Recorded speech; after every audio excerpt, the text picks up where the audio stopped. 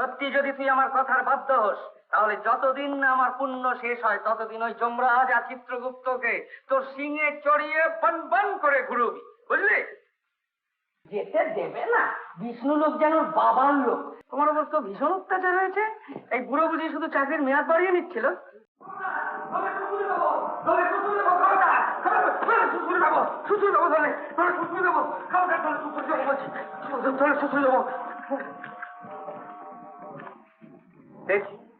জীবন্ত মানুষ এ কি করে এলো?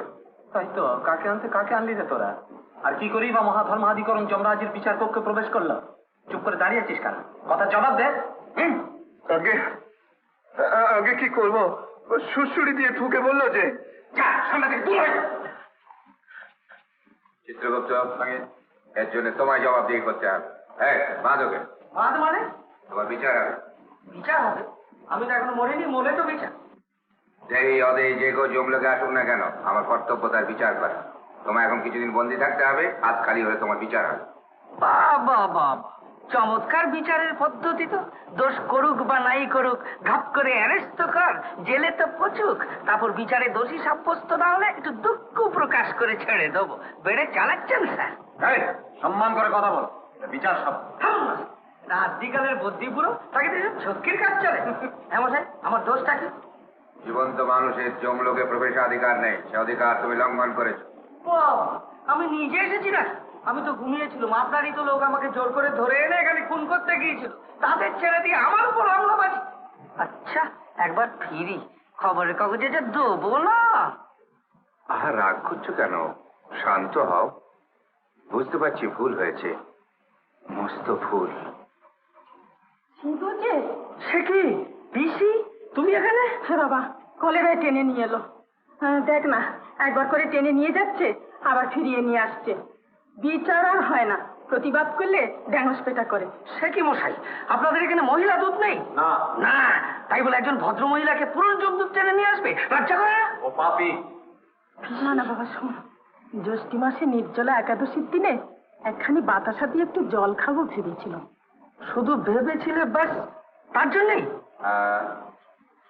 ভাবনা থেকেই বাসনার উদ্রেক হয়, বাসনা থেকেই পাপে লিপ্ত হয়, সেই পাপেরই শাস্তি ভোগ করে।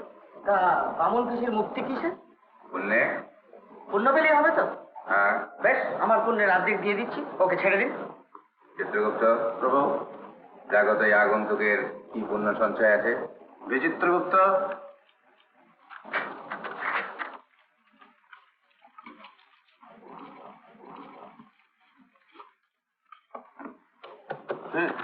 এই সংখ্যার জাবদা খাতে ফেল যাকে।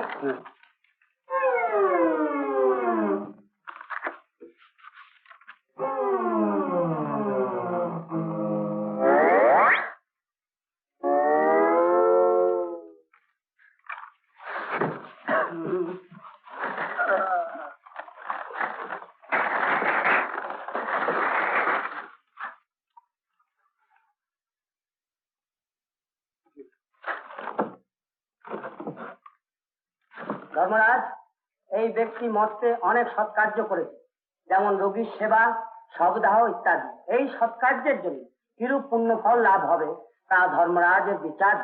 ব্রাহ্মণ সন্তান হয়ে জাত ও জাতের সদ্দাহ করায় পুণ্যর্জন। কি আর বাচিনের মতন বলছো বিচিত্রগুপ্ত? তুমি ঠিকই বলেছো চিত্রগুপ্ত। পুণ্যের পরিবর্তেও শুধু পাপই অর্জন করেছে, পুণ্য সঞ্চয় করতে পারেনি। কে পারেনি? আমি? ওমা, এই যে আসবার সময় ধর্মশালা করে দেবো, যক হাসপাতাল করে দেবো, অনাথ আশ্রম করে দেবো, এত সব ভাবলুম, আমার বেলা সব বেঁচতে গেল। ভেবেছিলে ভাবলেই পুণ্য প্রাপ্তি হয়ে গেল? পিসিও তো শুধু ভেবেছিল, তার বেলায় পাপ হলো, আমার বেলায় ভেবে পুণ্যি হবে না কেন? তাই তো, বিচার পদ্ধতির মধ্যে কোথায় যেন একটা গলদ রয়েছে। থাকবে না? সেই আদিকাল থেকে একই নিয়মে বিচার চালাচ্ছেন, যত সব পচা আইন নিয়ে গোজামিলে কাজ সারছে। একেই বলে ইয়াং ব্লাড। কিরম চটপটে দেখুন দেখি, ফট করে বার করে দিল। তবে অল্প, অতি সামান্য। ও ঠিক আছে, ভালো যা তার একটুও ভালো। কি বলেন? হ্যাঁ, কে লিখেছে? কে আবার লিখবে? আপনি তো লিখেছেন। এই তো জাবদা করে লেখা রয়েছে, ব্রাহ্মণকে গোদান। চাঁদা করে বেড়াচ্ছে আর দোষ হচ্ছে ধর্মরাজে। একবার ফিরে নি, খবরের কাগজ মারফত সব যদি ফাঁস না করে দিই তাহলে আমার নাম শান্ত হও, শান্ত হও, ক্রোধ সম্বরণ করো। আমি নিজে অনুসন্ধান করে দেখছি। বিচিত্রগুপ্ত প্রভু, দেখো তো ও যে ষণ্ঢটি দান করেছিল তা সত্যিই দান করেছিল না দান করবো ভেবেছিল? আগে হ্যাঁ প্রভু, প্রকৃতই দান করেছিল। দান করবার 3 দিন পরে ষণ্ঢটির পঞ্চত্ব প্রাপ্তি ঘটে। এখন কি হয়ে জন্মাবে এই নির্দেশ না পাওয়ায় যমলোকের গোশালায় কচি কচি লতা পাতা খেয়ে পরম হর্ষে বাস করছে। আমি নিজে চোখে দেখতে চাই। যথাজ্ঞা প্রভু।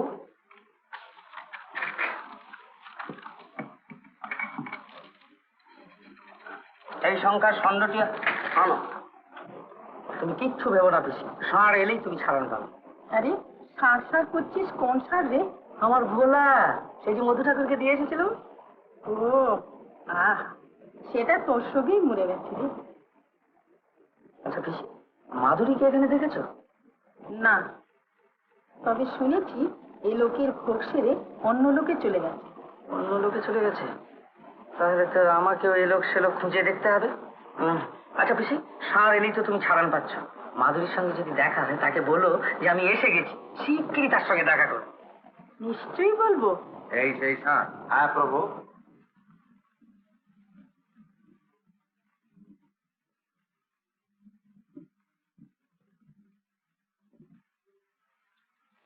ভোলা সুন্দর চেহারা করেছিস তো, খুব খাচ্ছিস বুঝি?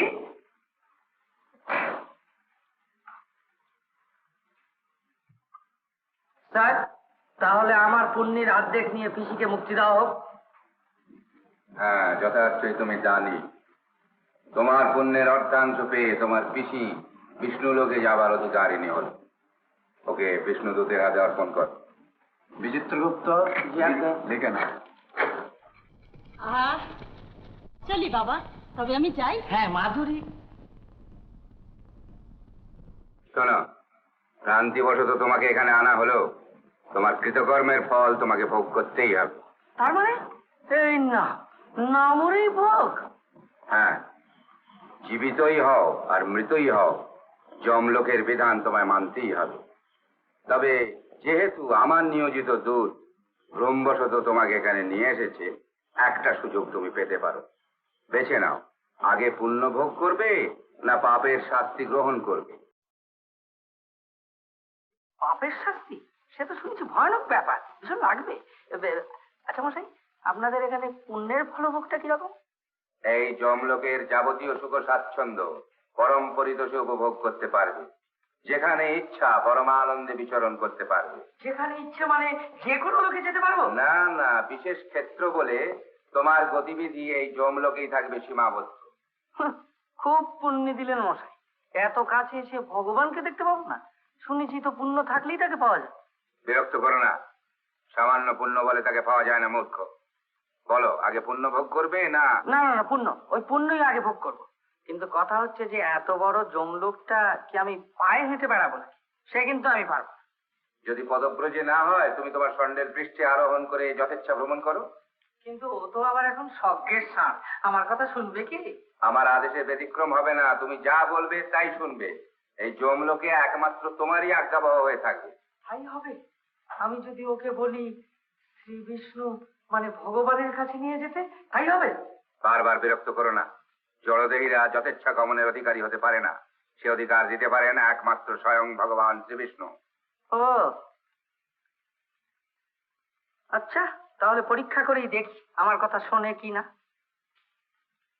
ভোলা, সত্যি যদি তুই আমার কথার বাধ্য হোস, তাহলে যতদিন না আমার পুণ্য শেষ হয় ততদিন ওই যমরাজ আর চিত্রগুপ্তকে তোর সিংহে চড়িয়ে বন বন করে ঘুরবি, বুঝলি? আচ্ছা ঠিক আছে। ওরে বাবা, মরে গেল রে, মরে গেল। ভোলা, উঠো, উঠো।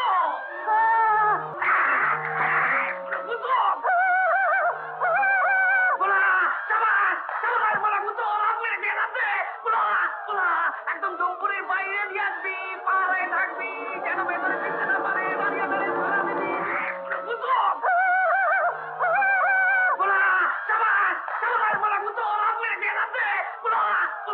একদম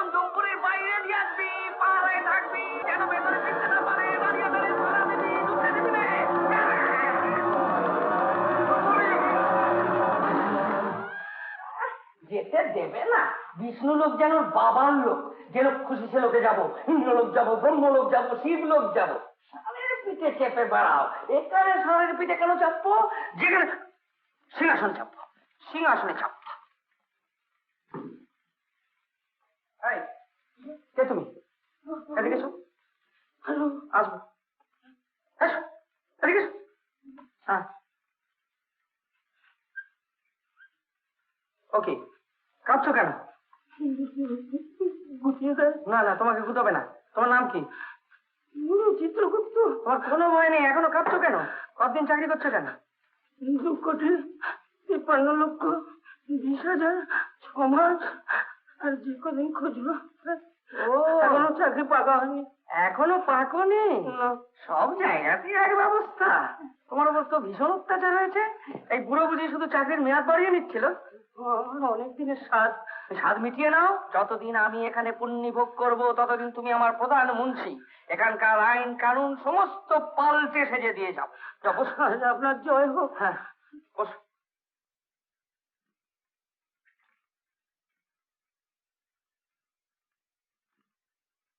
বাবা, পুণ্যভোগ করছি।